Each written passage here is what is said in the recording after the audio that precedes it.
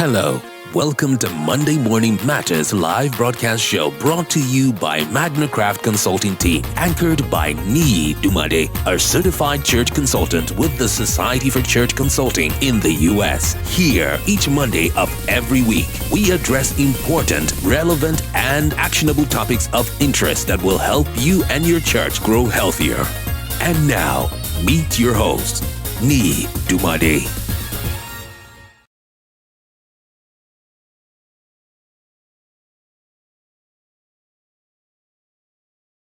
Good morning, everyone. Good morning. Good morning. A beautiful morning from the city of Abuja in Nigeria. That's where I'm beaming live from. I want to see those who are online with me. Please do me a favor to share this broadcast. Last month we talked on quite a lot of good broadcasts on the church that God blesses. And then last Monday, we started on kickstarting church revitalization. So we did the introductory. I want to welcome everyone to this live broadcast show. Thank you so much for hooking up with Monday Morning Matters. We are so glad that you are part of this broadcast. I am Niyi Dunmade, and I'm the CEO and founder of Magnicraft Consulting Limited. Magnicraft Consulting Limited. That's my name, Niyi Dunmade. I'm the founder and the CEO of Magnicraft Consulting Limited.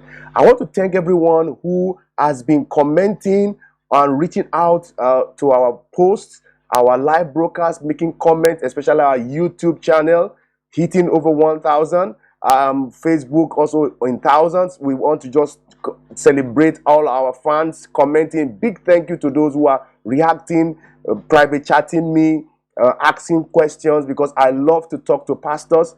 I love to interact with them. I love to engage with them. I love to see how we can help one another to advance the kingdom of God. So this live broadcast is a continuation of last Monday, and if you missed that broadcast, I want you to go to our Facebook page or our YouTube channel and then subscribe to and get those live broadcasts that were made last Monday. Now, when I had that last broadcast on Monday, someone called me and said, "Nee, you are giving so much information." Even in church answers, where I do answer a lot of questions from pastors, there's that feel that I'm giving, because the truth about it is that the church needs all the information they need to be able to move forward. Okay, they need all the information they need to move forward. So there's a revitalization warning. I'm following my mentor, Tom Rayner. He usually gives a warning after a subset of his revitalization courses. Okay, this is a warning.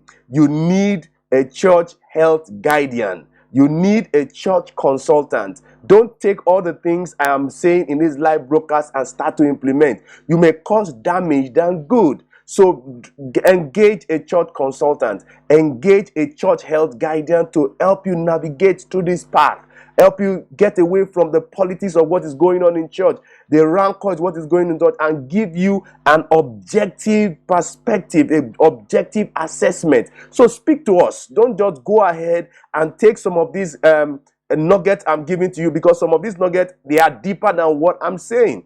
They are deeper than what you are hearing. So in terms of implementation, you are going to face some challenges. So please reach out to us. I'm a certified church consultant with the Society for Church Consulting in the US. We are trained, we are equipped. There are tools that were given to us to be able to assess churches. Don't go to business consultant. Business consultant will not be able to analyze your church from a perspective that is peculiar as a church. So there is more to what we discuss here on Monday Matters. In fact, most of the people that are in part of my training would attest that the training is really much better than what we have on the live broadcast show. There's more to this church revitalization. Speak to us. Speak to us. We need to know what is going on in your church, and seek ways at which to help you.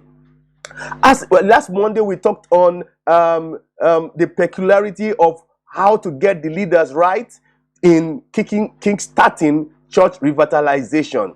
We need to know who wants to revitalize the church, and we need to know what we are trying to revitalize. That's two things. One, we need to know who. That's the leader or the leadership. Because everything rises and falls on leadership. We need to be clear about the leader. We need to be clear about what we want to do. We need to be clear about a group of leaders who want to spearhead the revitalization effort. We need to determine church health status. That's where assessment comes in. Reach out to us. Let's do a proper health assessment. You'll be shocked at what we're going to get out. Yes, there's some things that you say you are aware of, but there are other things that you'll be shocked at what you will be able to discover from this assessment. All right. So we need to know who wants to revitalize the church, a group of people, a leader. Because I said last Monday that the set man or the leader who is championing this church revitalization is very key to the success of such revitalization. You're going to understand why I said that in a nutshell. There are keys to strong revitalizations. The keys to strong revitalization is leadership. Okay, I know revitalization takes three aspects of it: know yourself, know your church, and know your community. Those knowledge has a way of making church revitalization successful. But I say that you have to start those knowledge, those assessments from somewhere meaningful. And so the key to strong revitalization is leadership. How do you set up a leader? The leadership, how do you set up a group of people who have the church at heart to champion the church from where it is to where God is desiring it to be? Now, one of the things that can make you not to kickstart church revitalization, one has to do with moral failure. Moral failure is very, very, very detriment to church revitalization. Andre Mosara, good morning. I can see your chat. God bless you for hooking up to Monday Morning Matters. Moral failure. Now, when we say moral failure, we don't say a pastor is caught with fornication or adultery. Yes, that is grievous. But you see, moral failure has to do with lack of integrity. When you are not saying, when you're not doing what you are saying, or when you're not saying what you are doing, or when you are saying what you do not mean, or you are not meaning what you are saying, there's no alignment in what you're doing. Moral failure can be a way at which it can stop revitalization. It can make revitalization not to be effective. Now, one of the other things that also we need to resolve is conflict. Conflict in the leadership, conflict in the church, conflict in staff can help to stop revitalization in the church. I did a live broadcast on handling church revitalization, handling church conflict, a beautiful series on that is really trending on YouTube. Reach out to that. How do you, because if you keep darkening conflict on and on and on, is going to stop the momentum of revitalization. One of the things that can also be detriment to church revitalization, kickstarting church revitalization, is when the pastor's family is hurting badly, is hurting deeply, and is hurting severely. There's no how you can sustain revitalization, because revitalization takes a lot of patience, it takes a lot of time, it takes a lot of input, it takes a lot of impact on the spiritual, emotional, physical side of the leadership. And so when the pastor's family is really not is not happy, there's no how the church will not be happy, there's no how the church will not be hurting. Okay, because hurting people hurt others. Emotionally derailed people, derailed persons will derail others. Okay, the fourth thing is to when we major on minors, or we minor on major. Okay, now there's a great commission, there's a great commandment, but the great commission has now become the great omission. We do not love ourselves anymore. We do not even take the Bible serious anymore. We do not just look at how simple the Bible is anymore. We take it and begin to complicate things. God has made man simple, but we are the one that has made ourselves complicated. Can we begin to major on the major? What is the major of the church? Is to mature disciples, is to make disciples, is to go into the world and make mature disciples. Now, when the end of the church comes to pass, it is not going to be how much money you make. It's not going to be how much money you give out. It will be how many disciples you made, how many impact you made in the life of the disciples. Now, another thing we also need to get put into consideration when kickstarting church revitalization is handling power groups, power blocks. I had that issue as church administrator, power blocks. Okay, how do you allow, because the power blocks must let go of control. If there is a strong control by the power blocks, there's no how your church is going to move forward. There's no how your church is going to move forward at the pace that God wants it to go. It will be controlled by the pace will be controlled by the power groups that are existing in the church who are impeding the church from moving forward. So you need to deal with the power groups. Let God be the ownership of the church. Let God be the ownership of just. There's a difference between ownership and stewardship. The fact that there is stewardship on your side does not mean you have the ownership also on your side. All right. Now another thing is that the Great Commission must be the major thing. Most churches usually do not do well in the Great Commission. They don't do well in the Great Commission. The Great Commission has become the Great Omission, and therefore the church has now become inwardly focused. They don't care about the community. They don't care about others. They are just inwardly focused. And the truth about it is that the life of the church is actually hinged on the fact that you have to go out. There's no how a human being will be alive without not taking in air from outside. Okay, the moment you block yourself from the air that comes from outside, I can tell you that you are already on your death bed. So that's it. And thank God for the pandemic. The pandemic has helped our church leaders to wake up. It has helped our church members to wake up. It has helped our church leaders to embrace change. It has helped our church members to embrace change. Okay? And church revitalization is a need right now. It's a need right now because a lot of churches have lost a lot of vitality. A lot of churches have gone into unhealthy state of inward focusedness, and there is need for change to occur in our church for us to make kingdom impact. Change is more likely to be embraced because of the pandemic. Okay, change is more likely to be accepted by the power groups because of the pandemic. You see, when there is crisis, nobody wants to hold on to power.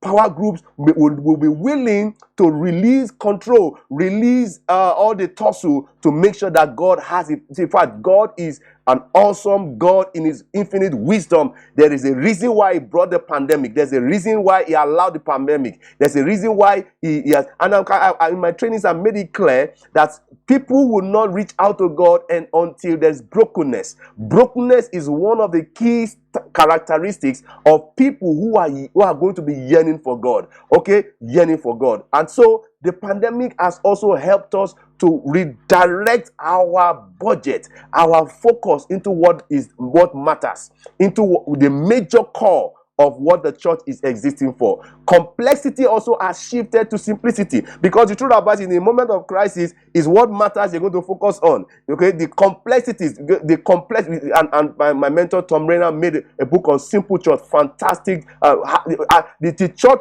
loves to go into complexity, but that's unintentionally. But intentionally, we need to direct the church to simplicity. Simplicity. Oh, Andre, you say you have a testimony to share. That's fine. Go ahead, do it on the chat box. I want to read it out. Sure.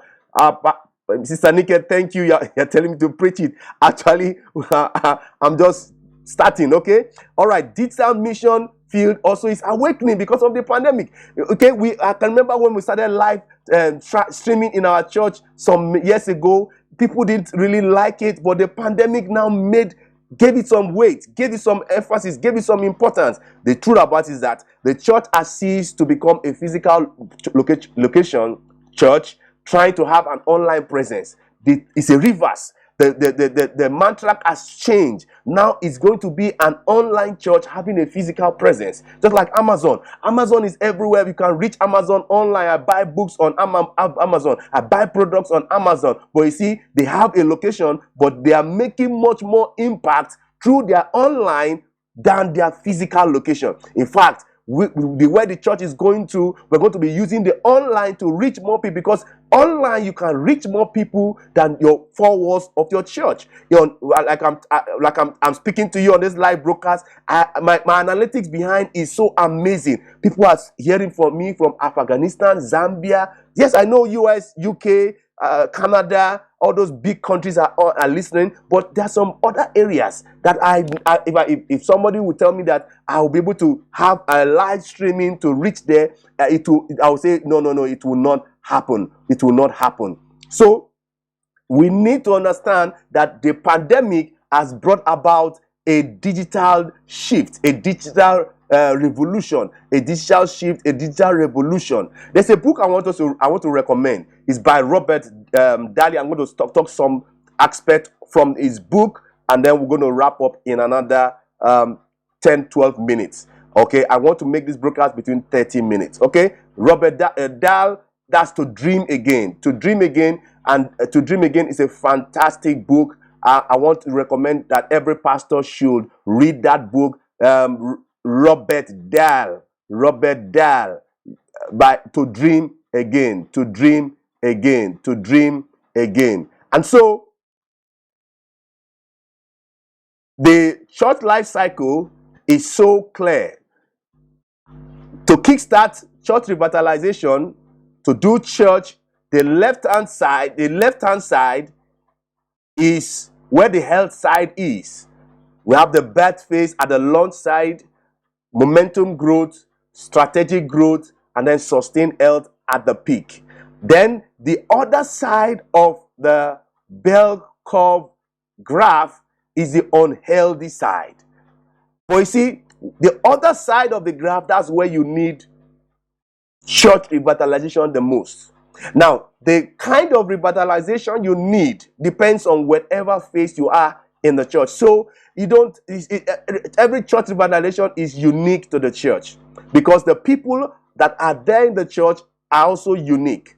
It's also unique to the birth phase, growth phase, plateau phase, maintenance mode, decline mode, death phase. They are all unique. You can't say that you're going to copy the template of another church revitalization process into your church and then you now say it's going to be successful. You have to do proper assessment of where you are in the graph. Okay, see where you are. Where are you? What is happening? What is my exact spot? Before you go from here to London, you need to know exactly where you are. You need to also know exactly where you ought to be, where you are going to, where you need to go. So that when you get there, when you get to London, you'll be able to say, yes, I've got into London. Okay? The truth about it is that most of our churches don't know exactly where they are. Most of our churches don't know exactly where they are going. So they just keep going, trying this, trying that, do try by error. And before you know, you're wasting money, you're wasting time, you're killing your momentum. You need to see where you are. You need to know where you ought to go. You need to know where you need to go. How you get there. The how is not the key. Is the why. I'm going to get there very, very, very shortly. And so, once you know where you are in the life cycle, in that book, To Dream Again, you can see the other side of the healthy side, which is mission, identity, vision, and structure. Then the unhealthy side, you can see it, there's that decline, the questioning, polarization, and dropout. I must say here that every church, the small c, local church, can die. The moment you are not fulfilling some God-given requirements and instructions, there's no how that church cannot die. It's a universal church, the capital C, that cannot die. The local churches can die. The local churches can die. And so what happens is that when we are on the unhealthy side of the church of the decline, okay, of so much decline, so much maintenance mode, so much preservation mode, we are just doing programs to make sure that as we are losing 200 are entering the front door. Maintenance mode, preservation mode, decline mode, life support, dropout, polarization. That's the unhealthy side of the fishbone diagram on your screen. What happens is that we do three things that I want us to caution ourselves from. And that is, when there is the unhealthy side, what happens is that we make a mistake to start to restructure. That once we restructure, everything will be fine. But that's not true. We need to go back to the why. The why is the core importance in church revitalization. It's not the how. Okay, we must ask the right questions in the right order, not the how. It's why. Why always precede who. Who, which is very important, also precedes what. What also precedes how. You see, how is even the last thing that you're going to consider. The first thing is the why. Why are we where we are? What brought us to where we are? The why always will precede the who, which will also precede the what. And the what will also precede the how. Never be caught up in the how. that you forget the why. In fact, one of the reasons that when people ask me that, how have you been able to be consistent in what you are doing? I never lose touch with my why. The how does not matter. The what does not matter, but the why is very important. The moment I understand the essence, the reason, the intent, the why of what I'm doing, I will consistently make sure that is that. The mistake we do is that we start to restructure. Now, restructuring does not really help, okay? Or we try to go back to vision, all right? What? But we need to go back to the why. That's the mission. That is where we need to go back to. We need to go back to the why. To the why. Constantly ask, why are we doing this? Why are we in this predicament? Why are we in this state? What can we do? Then before you can start asking who and what and then how. Okay, who and what are. The goal of revitalization is not to make the church grow. Is to glorify God. I've seen churches who are in thousands, but they need revitalization. The fact that your church is growing does not mean that your church is healthy. It's like saying that you have somebody who is obese with pot belly and fatty, cannot even get up from the chair, and you say the person, because the person is big, the person is healthy, or the person is very tall, and you say the person is healthy. The goal of revitalization is to glorify God. Okay, it's not to have some of these church functions that we have in our churches, is to glorify God. And so I want to wrap it up here. I'm in 26 minutes, and church revitalization must be intentional by going back to the why, the very core, because some of the things that we see in our churches in physical is a product of the subconscious that is going on in our mind, the things that is going on in the subconscious mind. The subconscious, once you can able to deal with it from the reason, the subconscious, the intent, then you can be able to make that revitalization successful. And that's why I made it clear last Monday, we have to do a proper assessment on the leader, the leadership that will spearhead this church revitalization. And once you are able to get the right leadership on board, you have the expectation clear. They know exactly where they are, proper assessment. They know exactly where they are going to. They now know how. Then it becomes clear on how to begin to get the pace and the momentum towards making change in your church.